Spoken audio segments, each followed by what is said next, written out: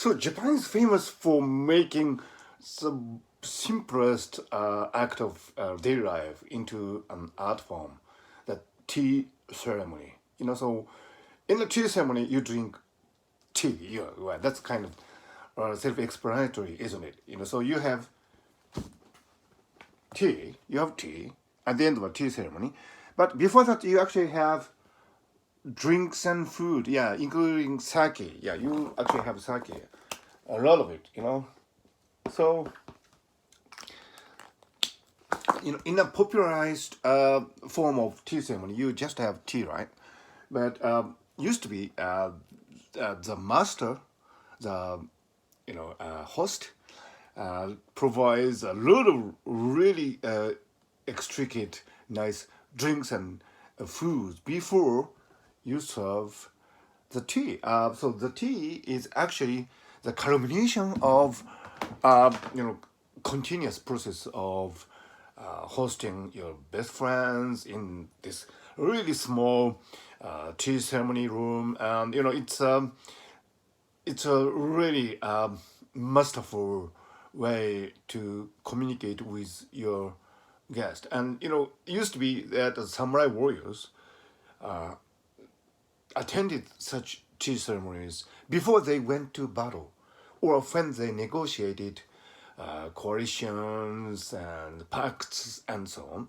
So it was really a life or death situation when the samurai warriors met in the tiny tea ceremony room, and they exchanged niceties and comments and observations, and they drank sake, and they had really nice food, and at the end of it there was this tea served. So it's a really interesting philosophy, isn't it? So when you think of these processes, you would think that the food and sake drinks are the main thing, and the tea is kind of a subsidiary thing, right? It's something added, but the tea ceremony philosophy, well, made that upside down, and the tea was the main thing, and everything else led to that ultimate moment when the master serves the tea in a really precious bowl.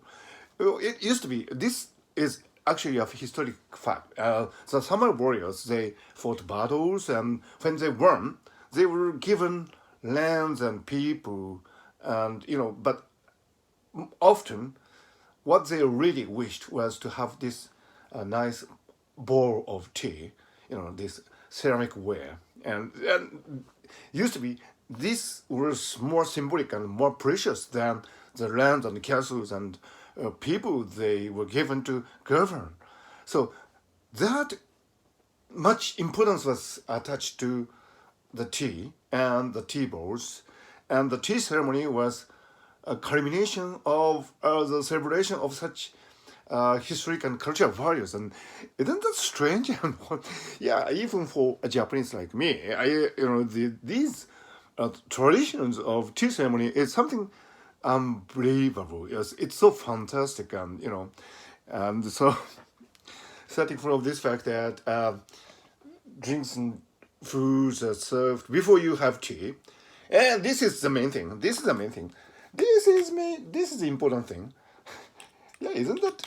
Because you cannot imagine in the Western world, that coffee or tea served after the main dish is the main thing. This doesn't happen in the Western world, Europe and America. This can only happen in Japan. So, well, I feel it's strangely nice that we have this tradition.